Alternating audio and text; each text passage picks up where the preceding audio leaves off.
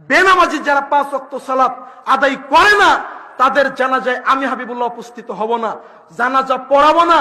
আমার আপন ভাই যদি, আমার মায়ের পেটের ভাই যদি 5 ওয়াক্ত সালাত আদায় না করা অবস্থায় মারা যায়, তার জানাজা হাবিবুল্লাহ পড়াবে না।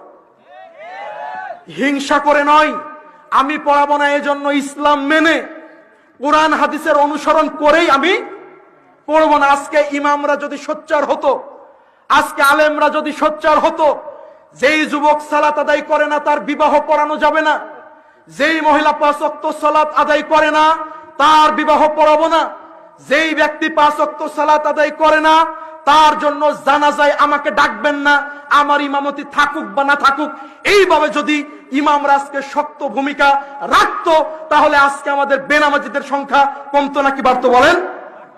আজকে আলেমরা এই বেনামাজির জানাজায় উপস্থিত হওয়া এবং ইমানদার পরহেজগার ব্যক্তিরা